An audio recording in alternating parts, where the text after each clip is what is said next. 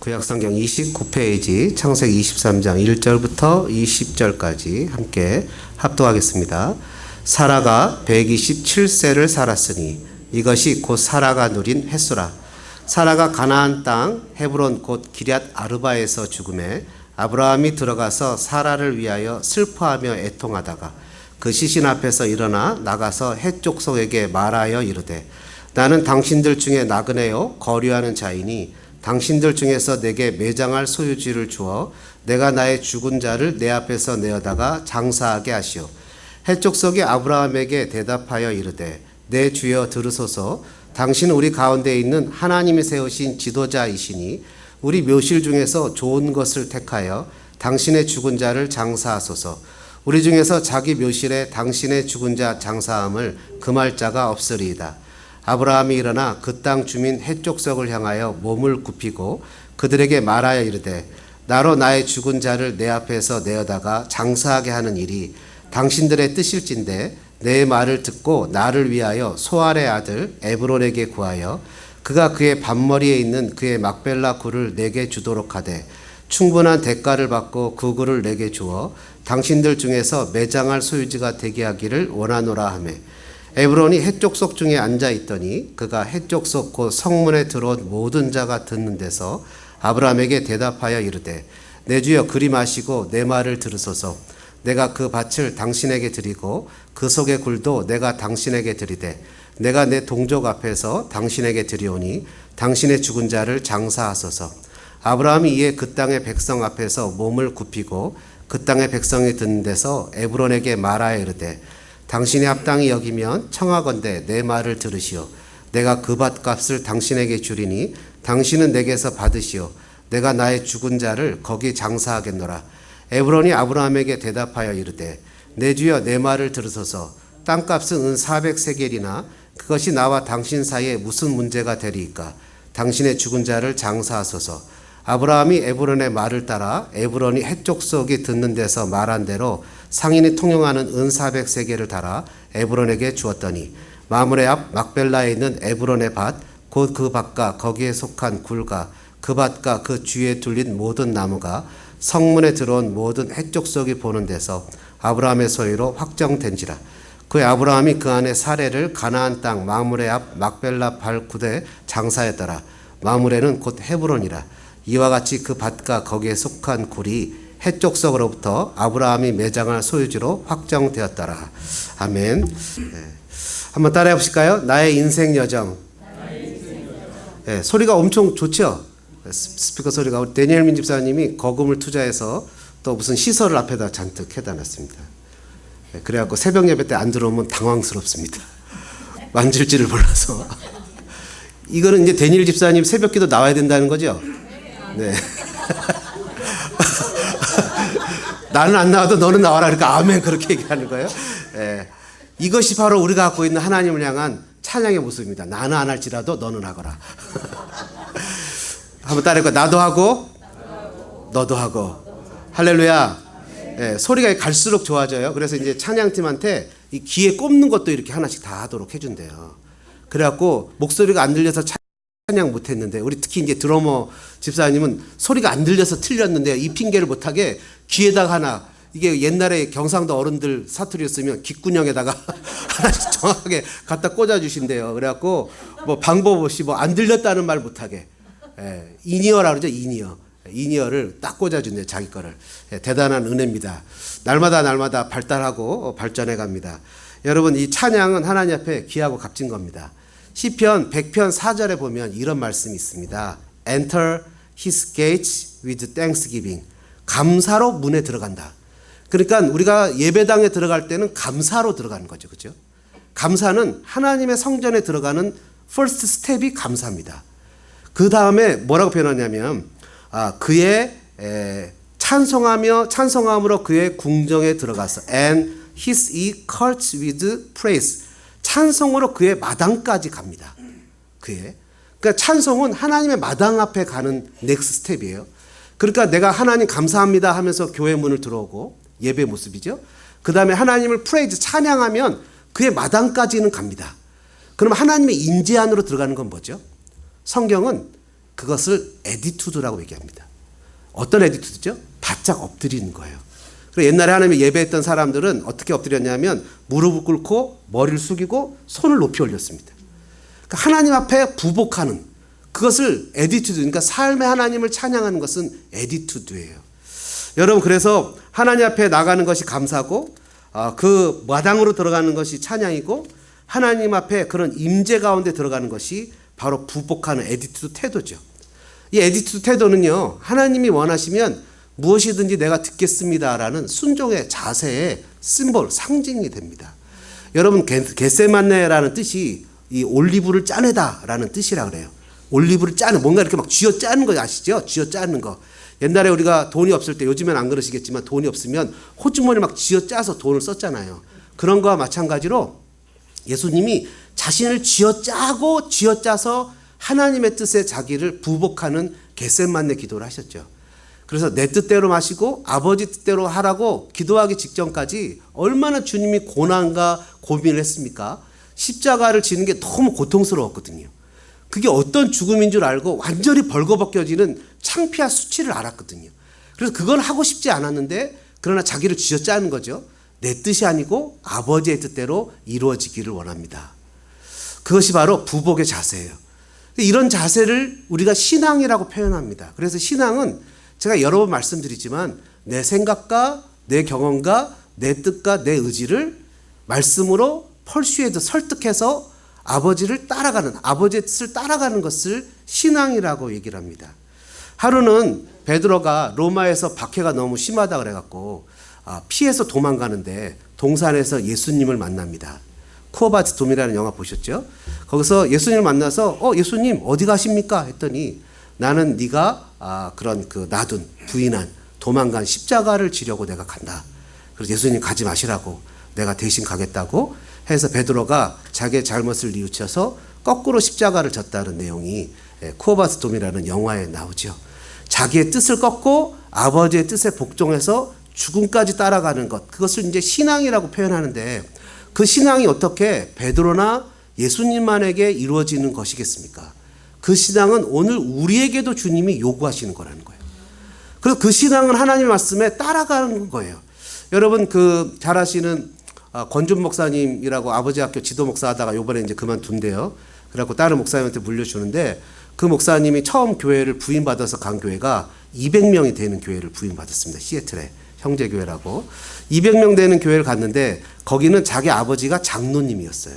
그래갖고 장로님인데 자기가 어렸을 때부터 자라서 장로님들이 주나 이렇게 하다가 본인 얘기예요. 하다가 이제 나중에 담임 목사로 갔어요. 담임 목사로 딱 가서 200명에 앉아서 좁은 공간에서 200명이 예배를 드리는데 이분이 아무리 생각해도 교회의 전통에 이렇게 띵띵띵 두들기고 또 그리고 이렇게 드럼도 없고 막 이런 예배를 드리다가 이분이 나조차 드리기 힘든 예배는 과연 성도들이 얼마나 드릴 수 있을까라는 생각에 과감하게 띵띵띵 종도 없애고 찬양팀을 드리고 앞에서 찬양 인도를 하면서 예배를 드리기 시작했대요. 목사님이 직접 찬양 인도를 한 거죠. 근데 놀라운 거는 그 앞에 권사님들이 20-30명이 계셨는데 모르는 찬양인데도 불구하고 권사님들이 입은 뻥긋뻥긋도 못하면서 손을 이렇게 드시더래요. 부복이죠. 그래서 순간 마음이 울컥했대요. 그래서 그 권사님들의 찬양에 대한 그 부복하는 자세가 성도들한테 전이가 됐대요.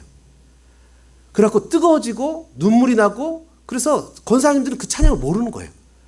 근데 하나님 앞에 예배하는 찬양이니까 그냥 입은 못해도 손을 들고 하나님 앞에 부복하고 나갔대요. 그래갖고 자기가 그 교회를 부흥하게 된 계기가 거기서부터 시작됐다라고 우리 교회 이보다 더 좋을 수 있다라는 책 96페이지 셋째 줄, 이거 제가 방금 전한 겁니다.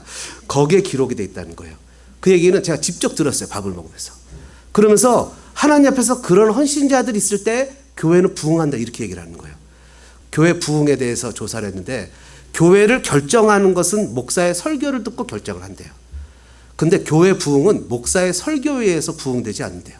성도들이 그 교회를 어떻게 문화를 만들어가고 어떤 분위기로 끌어가느냐에 의해서 교회는 결정이 된대요. 여러분, 옛날에 어떤 목사님이 저한테 이런 얘기를 하셨을 때 저는 깜짝 놀랐어요. 어떤 집사님이 하나 교회에 새 들어와가지고 열심히 섬기겠노라고 막 열심히 섬기는데 그냥 한다면 교회가 뭐 이 모양이냐고, 교회가 왜 이러냐고, 성도들이 왜 이러냐고, 목사님이 기도를 안 해주냐고 맨날 이렇게 불평을 하고 다니더래요. 그래갖고 목사님이 불렀대요. 김 집사님 일로 와보세요. 왜요? 앞으로 교회 오지 마세요. 저는 깜짝 놀랐어요. 아, 그럴 수도 있나? 왜 멀쩡히 하나님 앞에 예배하는 교회 와서 사탄 짓을 합니까? 오지 마세요. 쫓아냈다는 거예요. 근데 그 얘기를 제가 옛날에 오래전에 들었거든요. 근데 얼마 전에 그 얘기를 또 들었어요. 두 번 들으면 뭡니까? 컨펌이죠. 이 얘기는 뭐죠? 쫓겨나지 않으려면 잘하자, 이 얘기하는 겁니다. 순간 웃지도 못하시는 분들이 계세요. 찰리 왜 안 웃지? 당황스럽냐? 네, 그래서 살면서 하나님 앞에, 아까 얘기했죠? 하나님 앞에 들어가는 첫 스타트는 뭐라고요? 감사예요. 두 번째는 뭐라고요? 찬양이에요. 세 번째는 뭐라고요? 애티튜드예요. 여러분, 이런 모습들이 저와 여러분에게 충만하기를 주님의 이름으로 축복합니다. 여러분, 우리는 단 하루도 주님의 은혜와 도우심 없이는 서 있을 수 없습니다. 저도 마찬가지고 여러분들도 다 똑같이 예수님의 십자가를 붙잡지 않고는 우리도 하루도 제대로 서 있을 수 없는 사람입니다. 오늘 본문의 한 여인의 마지막 죽음을 통해서 우리의 인생을 살펴볼 수 있습니다. 오늘 본문의 내용을 보니까 이렇게 기록이 되어 있죠. 1절에 사라가 127세를 살았으니 이것이 곧 사라가 누린 횟수라. 사라의 죽음을 통해 본 나의 인생 여정 한번 따라해 볼까요? 나의 인생은 연약합니다. 여러분, 인정되십니까? 여러분의 인생은 좀 연약한 것 같습니까? 내가 몸도 이렇게 좀 약해지고 연약해지고 내 뜻대로 잘 안 되고 때로는 또 속상하기도 하고 힘들고 억울함도 참고 가고 뭐 이런 상처와 아픔, 내가 하지 않은 잘못된 일들의 결과를 때로는 내가 다 받아 살기도 하고 뭐 그런 것 같습니까? 사라는요, 오늘 본문에 보니까 1절에 사라가 127세를 살았으니 이렇게 표현합니다. 100이라는 건 진짜 많은 숫자죠. 성경에서도 100은 많은 숫자입니다. 그래서 100배의 축복은 진짜 100배의 축복이 아니라 완전한 수의 축복이라는 거예요. 여러분, 저는 여러분들이 이런 완전한 수의 축복을 누리시기를 주님의 이름으로 축복합니다. 아멘이십니까? 네, 아멘. 저도 아멘. 저도 축복을 좀 받고 싶어요. 네, 그래서 아멘입니다. 20이라는 건 성경에서 아름다움을 상징하는 숫자래요. 여러분들도 다 20 아름다움의 그런 숫자에 해당되시기를 축복합니다. 이 아름다움이. 그래서 7은 뭐죠? 성경에서 완전수래요. 흠잡을 것이 없는 수래요. 그래, 아주 많이 아름답게 살다 간 여인이라는 의미가 127세라고 표현을 합니다. 성경의 숫자적인 상징 중에 하나인데요. 그래도 이 여인이 어떻게 됐어요? 이 여인이 죽었어요. 그러니까 누구나가 다 죽어요. 근데 이 여인은 인생에 있어서 가만히 보시면 결코 그렇게 막 행복했던 삶을 살았던 여인은 아니었던 것 같아요. 여러분 잘 아시다시피 이 여인의 남편이 누구죠? 아브라함입니다. 아브라함이 이 여인과 결혼해서 살았는데요. 여러분 창세기 11장에 보면 셈 계통의 족보가 쫙 내려오는데 수많은 사람들이 아이를 낳고 살았지만 그 중에 아이가 없는 여인 딱 한 명. 누구입니까? 사라예요.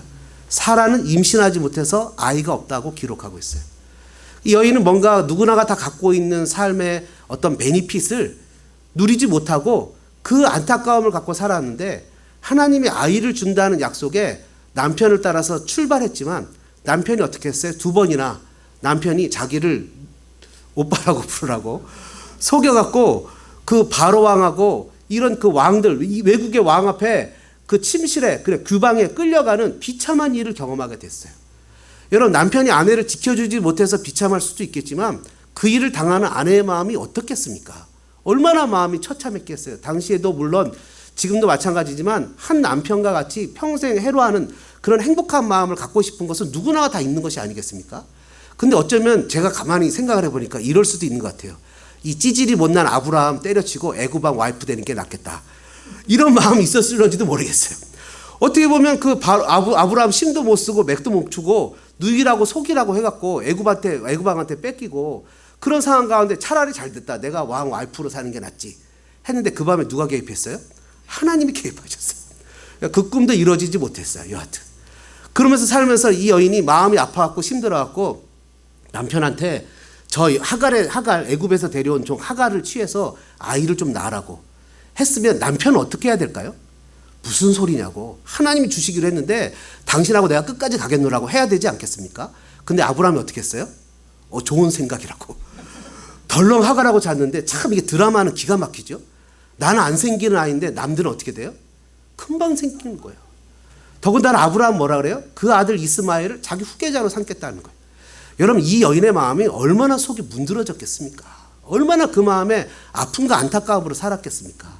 근데 누가 또 그때 개입해요? 하나님이 사라에게서 난 자라야만 너의 후계자다, 이렇게 얘기를 하시는 거예요. 그러니까 하나님이 사라도 약속의 언약의 후계자로 세우신 거죠. 아브라함만이 아니라. 그래서 이 여인이 남들에게 정말 평범하고 그랬던 것이 여인에게는 아픔이 되고 안타까움이 됐어요. 문제는요, 또 지나가는데 어느 날 아침에 일찍 일어나 보니까 남편이 없어졌어요. 누구를 데리고 나갔어요? 이삭을 데리고 나갔어요. 90세에 기가 막히게 낳은 아들 이삭을 데리고 나갔는데 나중에 듣고 보니까 이 화상이 이삭을 번제로 바치려고 했다는 거예요. 얼마나 충격을 받았겠습니까? 그 금쪽 같은 아들을, 죽으려면 자기 스스로가 번제가 되지, 그 90세에 기적적으로 낳은 아들 번제로 삼다니요.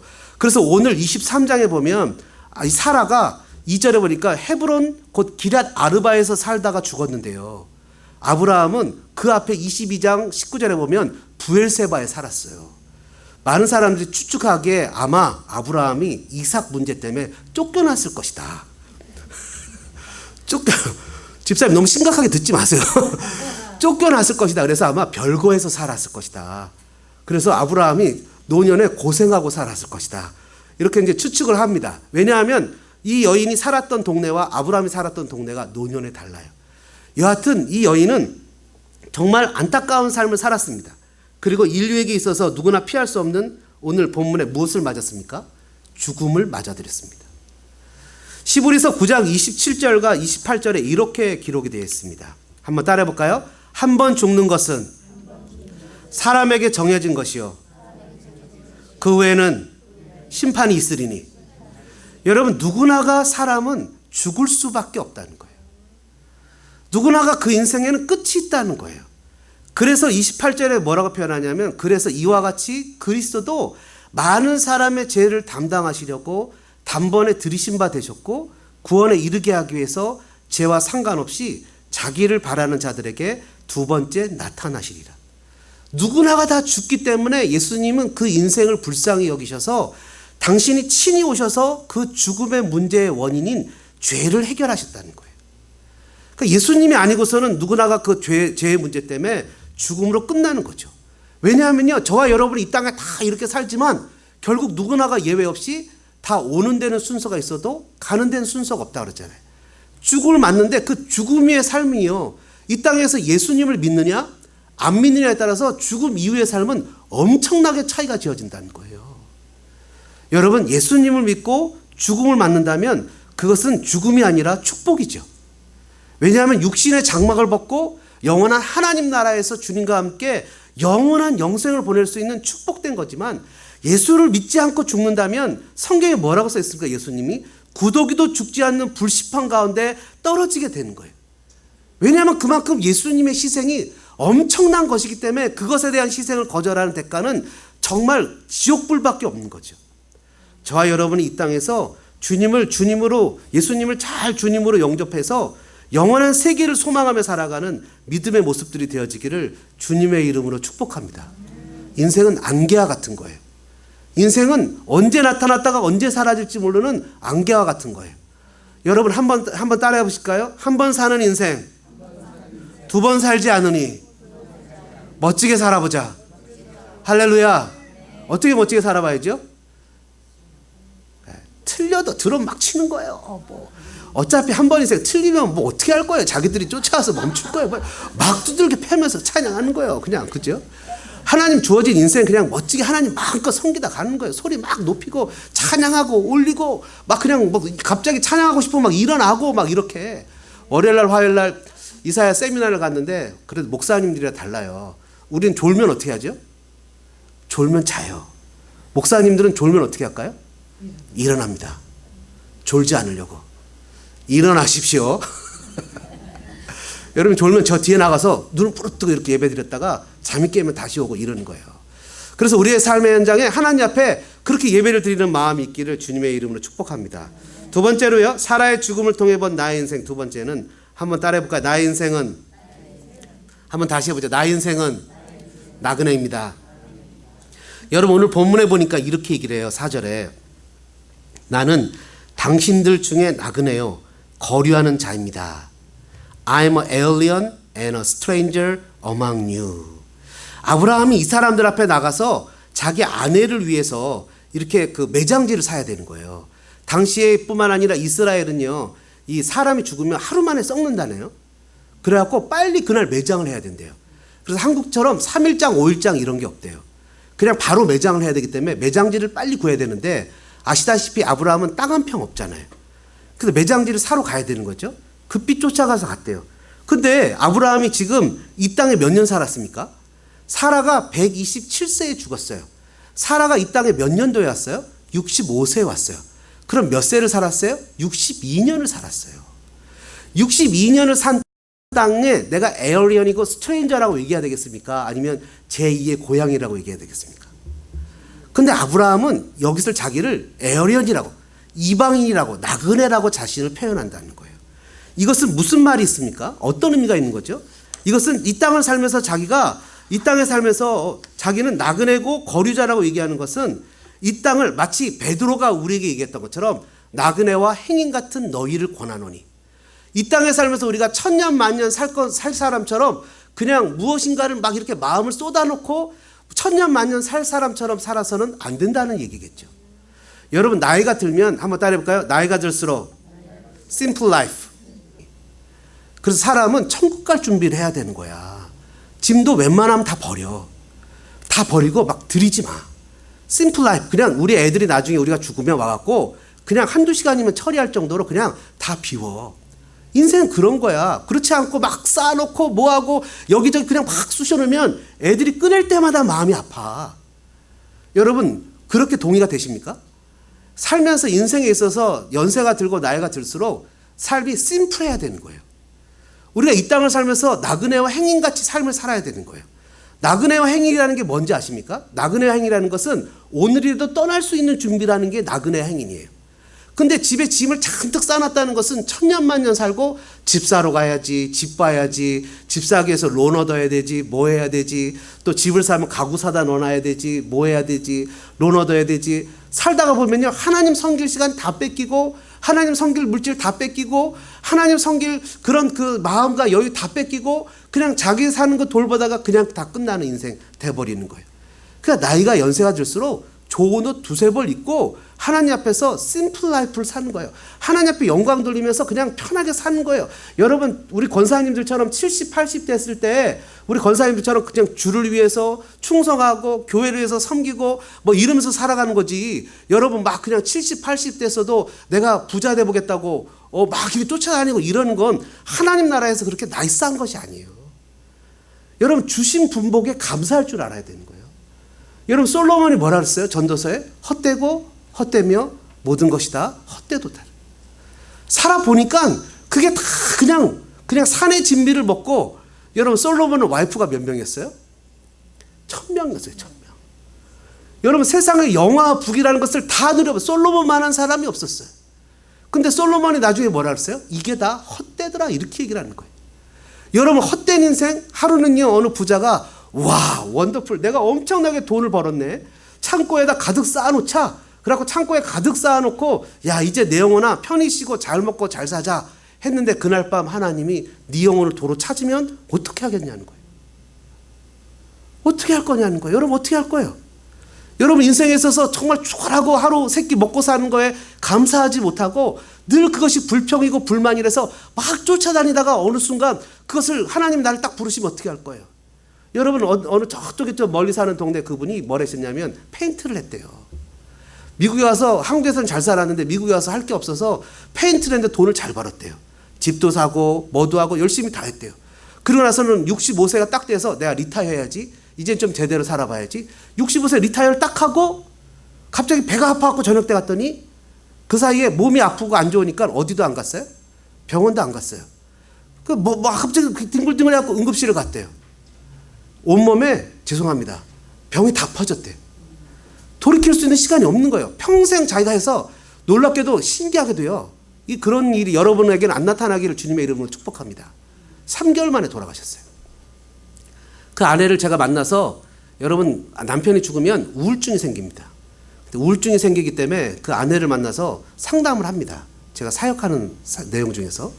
근데 제일 후회가 되는 게 뭐냐고 물었더니 남편하고 어디 한번 바람 쐬러 가본 적이 없대요. 평생 그렇게 살았다는 거예요.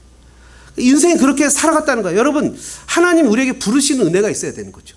여러분 이 땅에 살면서 사람이 자기가 갖고 있는 물질, 자기가 갖고 있는 시간, 자기가 갖고 있는 삶의 한계 속에 빠져서 정말 하나님을 섬기고 예배해야 되는 것들을 잊어버리고 정작 중요한 걸 놔버리는 경우가 얼마나 많습니까? 시브리서 11장 11절은 이렇게 표현합니다. 믿음으로 사라 자신도 나이가 많아 단산하였으나 잉태할 수 있는 힘을 얻었으니 이는 약속하신 이를 미쁘신 줄 알았습니다. 이러므로 죽은 자와 같은 한 사람으로 단산했죠. 아이를 낳을 수 없죠. 근데 이 여인이 믿었던 건 뭡니까? 하나님은 faithful, 미쁘신 분이라 신실하신 분이라는 걸 믿었다는 거예요. 그걸 믿었더니 어떤 역사가 나타났어요? 죽은 자와 같은 한 사람으로 말미암아 하늘의 허다한 별과 또 해변의 무수한 모래와 같이 많은 후손이 생육하였느니라. 이 사람들은 다 믿음을 따라 죽었으며 약속을 받지 못하였을 때 그것을 멀리서 보고 환영하며 또 땅에서는 외국인과 나그네임을 증언하였다. 에일리언, 스트레인저인 것을 증언하면서 뭐라고 표현하냐면 그들이 이같이 말하는 것은 자기들이 한번 따라해 볼까요? 자기들이 본향 찾는 자임을 나타냄이라. 그러면서 이어지는 말이 자기 고향으로 돌아갈 걸 생각한 것이 아니라 하나님이 지으시고 경영하시는 하나님의 도시를 찾아갈 마음으로 그 성을 바라봤다는 거예요. 그러니까 이 땅에 살면서 막 부자가 되는 게 최고입니까? 부자 되십시오. 그러나 부자가 목표가 아니길 바랍니다. 성공하는 게 최고입니까? 성공하는 사람 되십시오. 근데 성공이 목표가 아니길 바랍니다. 하나님을 섬기는 게 목표가 돼야죠. 그래서 하나님을 섬기는 게 목표가 돼야죠. 자녀들이 잘 되는 게 목표입니까? 여러분 자녀들이 잘 되기를 축복합니다. 근데 자녀들이 잘 되는 게 목표가 아니라 자녀들이 정말 예수님을 잘 믿는 자녀가 되기를 주님의 이름으로 축복합니다. 그게 우리의 목표가 돼야 되는 거죠. 그래서 자녀들이 어느 날 봤더니 내가 언제 이렇게 부자가 됐지? 내가 언제 이렇게 성공을 했지? 하나님 잘 섬기다 보니 어느덧 나도 성공을 하고 출세를 하고 왠지 나도 모르게 돈도 많이 가지고 하나님이 나에게 이런 블레싱을 하셨다는 것이 우리의 삶의 고백이 돼야 되지. 하나님 섬기는 것은 뒷전으로 남겨놓고 그냥 세상에서 성공하고 출세하고 무언가씩 이루기만을 쫓아가는 사람들이 되어서는 안 되지 않겠습니까? 아브라함은요 자기의 정체성을 이런 사람으로 여겼다는 거예요. 이런 사람을 아브라함은 자기의 정체성을 여기면서 살았는데 기가 막히고 놀라운 사실은 여러분 뭐라고 표현합니까? 오늘 6절을 보십시오. 5절과 6절에 보니까 이렇게 기록합니다. 해족석이 아브라함에게 이렇게 얘기를 하죠. 6절입니다. 내 주여 들으소서. 당신은 우리 가운데 있는 하나님이 세우신 지도자이십니다. Sir, listen to us. You are a mighty prince among us. 당신은 하나님의 왕자입니다. 여러분 아브라함은 뭐라고 얘기를 한다고요? 나는 나그네입니다. 했더니 주변에 믿지 않는 사람들이 아브라함을 향해서 아니요, 당신은 하나님의 대사입니다. 당신은 하나님의 왕자입니다. 여러분 이런 소리를 듣기를 저와 여러분이 듣기를 주님의 이름으로 축복합니다. 여러분 실은 외부 사람들이 뭐라고 이야기하든 상관없이 우리끼리는 서로 인정해 줄 줄 아는 사람들이 돼야 되잖아요. 와, 우리 교회 장로님들 최고야. 우리 교회 권사님들은 최고야. 우리 교회 집사님들 찬양팀 열정과 열심, 우리 교회 전도사님 저분은 쓰시만 잘하는 게 아니라 최고야. 이렇게 최소한 우리들끼리만이라도 서로 인정받는 것이 있어야 되잖아요. 근데 그렇게 못할 때 우리의 마음이 얼마나 아프고 안타깝습니까? 주님은 아브라함에게 창세기 12장 2절에 뭐라고 했어요? 너는 복이 될 거야. 헷 족속이 히타이트 족속들이 아브라함을 향해서 당신은 복이에요. 당신은 하나님의 방백이에요. 지금 이렇게 얘기하고 있잖아요. 당신은 우리에게 하나님의 복을 전해주는 분이에요. 하나님의 말씀이 이루어졌잖아요. 그죠? 근데 오늘 우리들은 아브라함의 복을 예수 안에서 누리는 사람들이잖아요. 그럼 우리 자신들은 그런 복을 누리는 사람들인가? 저부터 제 자신을 돌아봤을 때 그렇게 썩 나이스하지 못하더라는 거예요. 하나님 앞에서 부끄러운 사람이라는 거죠. 하나님 정말 제가 그렇게 복을 전하는 그 누군가가 나를 생각하면 행복한, 누군가가 나를 생각하면 더 예수님이 생각나는, 누군가가 우리 소망교회를 생각하면 정말 하나님에 대한 열정이 생각나는 그런 사람이었습니까? 라고 생각할 때 그렇게 하나님 앞에서 자신할 수 없다는 거예요. 예수님은 우리에게 너희 착한 행실을 통해서 하나님께 영광을 돌리게 하라고 얘기하셨다는 거예요. 저와 여러분이 우리의 삶에 살아가는 모습이 어차피 이 시대에 한 번 살아가는 인생 하나님 앞에서 아름답게 살아가는 성도들 되어주시기를 주님의 이름으로 축복합니다. 에베소서는 뭐라고 기록합니까? 빛의 열매 중에 하나가 모든 착함이라 그래요. 달라져야 됩니다. 달라져야 돼요. 62년 만에 아브라함은 사람들한테 당신은 복의 근원이라고, 복의 통로라는 약속의 축복의 응답을 컨펌됐습니다. 이삭은요, 운묘를 파서 주변 모든 사람들이 복을 받았습니다. 야곱은 심지어 도망가서 살았을지라도 외삼촌 라반이 야곱으로 인해서 복을 받았습니다. 요셉은 형들에게 팔려갔지만 그럼에도 불구하고 애굽에 가서 요셉으로 인해서 모든 사람들이 복을 받는 축복의 역사가 나타났습니다. 예수님은 심지어 십자가에서 죽으셨지만 그분을 믿는 자는 누구든지 천국에 가는 복을 받게 됩니다. 여러분, 나로 인해서 주변 사람들이 복을 받기를 간절히 소망합니다. 나로 말미암아 사람들의 억울해졌던 것이 회복되어지고 상처가 치료되어지고 하나님의 영광이 나타나고 나로 말미암아 주변에 예수를 몰랐던 인생들이 주님을 알게 되는 역사들이 나타나기를 원합니다. 예수 믿는 사람들은 말쟁이라고, 예수 믿는 사람들은 얌체라고, 예수 믿는 사람들은 자기만 한다는 이야기가 퍼질 때 우리는 그것에 대해서 가슴을 치며 회개하여 예수 믿는 사람들은 정말 다르다고, 나도 예수 믿는 사람처럼 그렇게 되고 싶다고. 여러분, 옛날에 저에게 전도사님이 한 명 있어요.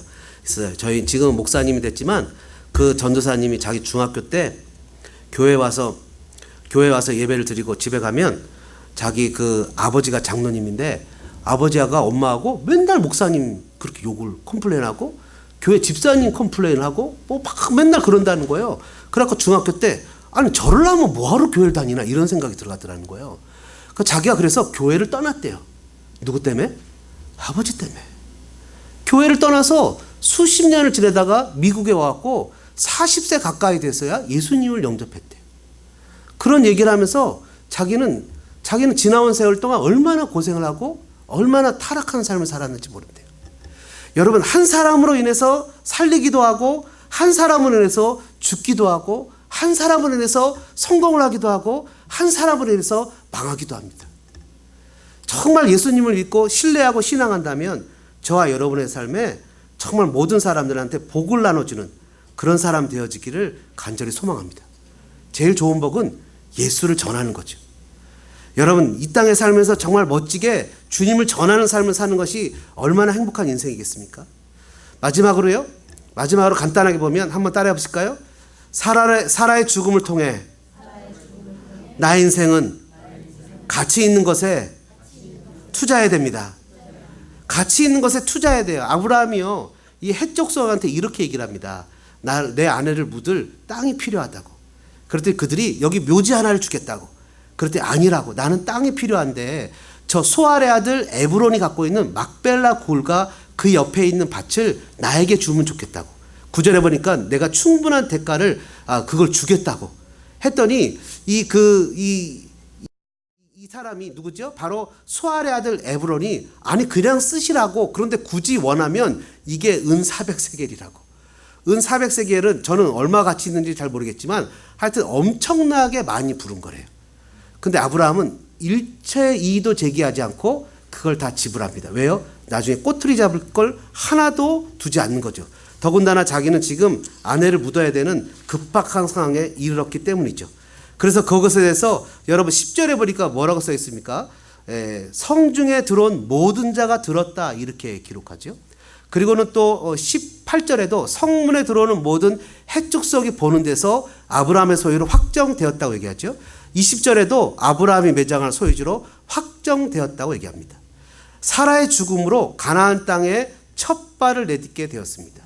참된 소유로 첫 발을 내딛게 되었다는 거죠. 사라는 죽음을 통해서도 자신이 마땅히 감당해야 될 몫을 감당하고 있습니다. 심지어 이 무덤에는요, 나중에 아브라함도 이삭도 야곱도 다 이곳에 묻히는 축복과 그들의 아내들도 묻히는 축복을 받게 됩니다. 여러분, 성경에 보면 열조에게 돌아갔다라는 표현이 있잖아요. 여러분 우리는요 뭐 분봉해갖고 이렇게 사람을 묻고 그 옆에 또 묻고 또 묻잖아요. 근데 이스라엘은요 어떻게 묻냐면 여기다 아버지 시체를 굴에다가 묻어요. 그 아버지가 거기서 죽잖아요. 그 위에다가 아들을 눕혀요. 그럼 또 죽잖아요. 그 위에다 손자를 묻혀요. 그럼 그걸 열조에게 돌아갔다 이렇게 표현하는 거예요. 뼈 위에 뼈가 들어가는 거예요. 그럼 가장 처참한 죽음은 뭐죠? 열조에게로 못 돌아가는 거예요. 누구 같은 사람? 이세벨 같은 사람. 개들이 뼈를 핥고 다 물고 가버려요. 열조에게 못 돌아가요. 그럼 만약에 길거리 지나가다 죽으면 어떻게 되죠? 그러면 그냥 거기다가 그냥 묻어요. 그리고 2년 3년 지난 다음에 그 사람이 다 썩어서 뼈만 남으면 뼈를 갖다가 그 아버지 뼈 위에 같이 뿌려요. 그걸 열조에게로 돌아갔다 이렇게 표현하는 거예요.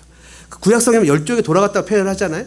근데 이렇게 아브라함의 아내 사라로 말미암아 성지가 이 가나안 땅에 소유에 대한 첫 발을 내딛게 되었습니다.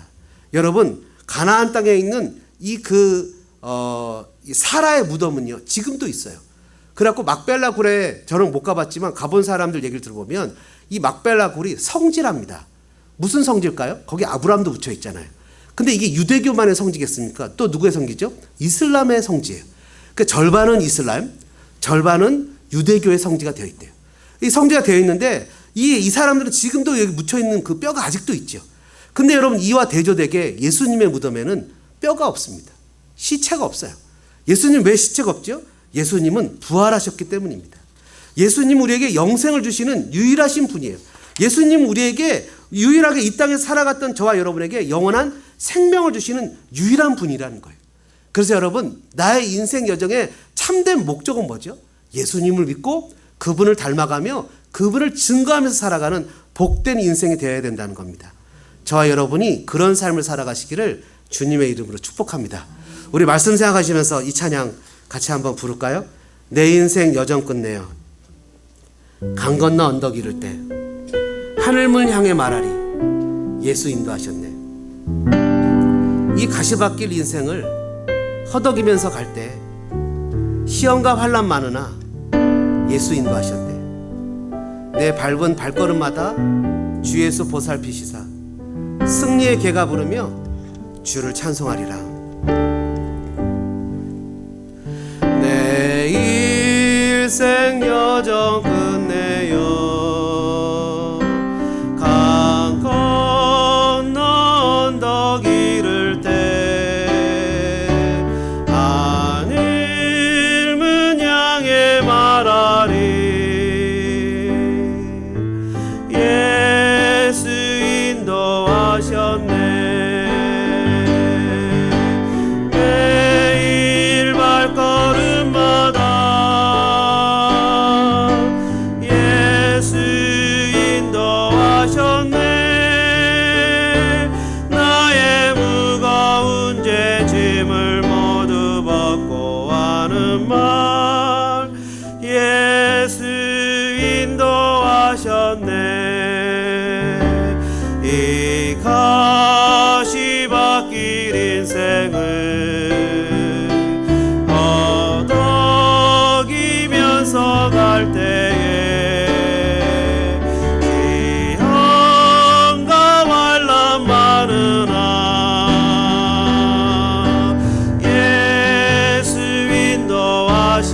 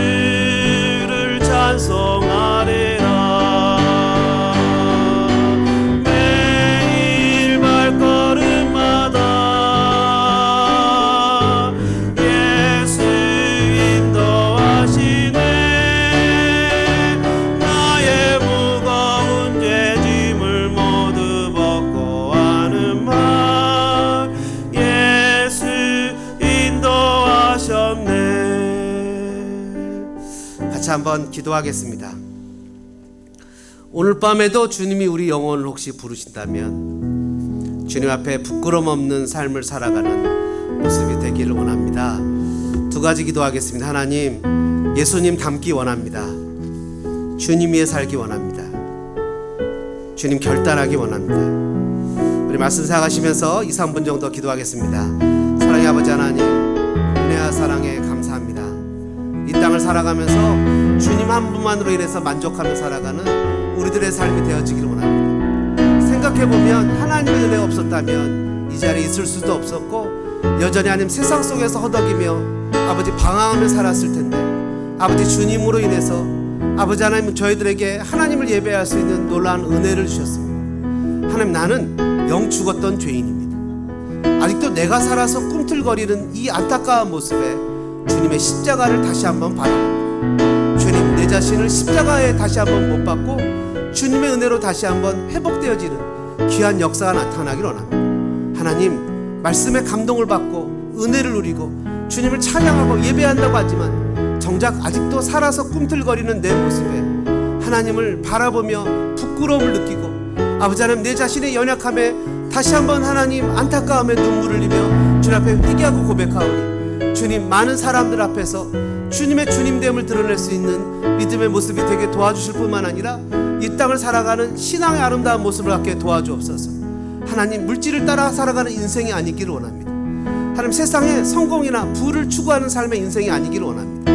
하나님의 은혜로 말미암아 더욱더 예수님을 닮기를 원하며 주님 앞에 영광을 돌리는 삶의 인생이 되어지기를 원합니다. 예수님을 알지만 예수님 없이 살아가는 인생이 아니라 예수님을 알며 예수님과 같이 살아가는 인생이 되어져서 더욱더 주님을 닮아가는 삶의 모습이 되어지기를 원합니다. 주님 도와주시고 은혜 주시고 우리의 마음을 만져주시고 하나님의 사랑 가운데 다시 한번 저희들 결단하며 회복하는 시간이 되어지기를 원합니다. 주님 도와주시고 역사하시고 인도하시옵소서. 오 주님, 저희들의 마음에 성령님 오시옵소서. 그래서 하나님, 정말 아브라함처럼 이 땅에 소망을 두는 사람이 아니라 하나님이 경영하시고 하나님이 바라보시는 아름다운 그 나라를 바라보며 살아가는 믿음의 사람이 되게 도와주시고 은혜로 역사해 주옵소서. 오 하나님, 저희들의 마음에 하나님의 사랑이 더욱더 부어지기를 원합니다. 그래서 물질이나 시간이나 사람과의 관계에 있어서 주님을 최고로 여기며 주님을 바라보며 살아가는 믿음의 모습이 있기를 원합니다. 아버지, 은혜롭게 하시고 성령으로 충만하여 더욱더 하나님을 섬기는 아름다운 모습으로 삼아 주옵소서.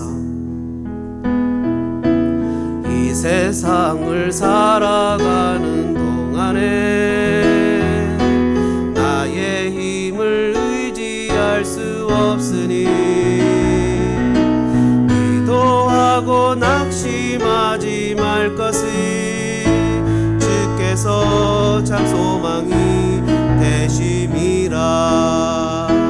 하나님의 꿈이 나의 비전이 되고 예수님의 성품이 나의 인격이 되고 성령님의 권능이 나의 능력이 되길 원하고 바라고 기도합니다. 주의 길을 걸어가는 동안에 세상의 것 의지할 수 없으니 감사하고 낙심하지 말 것을 주께서 기쁨이 되심이라. 하나님의 꿈이 나의 비전이 되고 예수님의 성품이 나의 인격이 되고 성령님의 권능이 나의 능력이 되기 원하고 바라고 기도. 하나님의 꿈이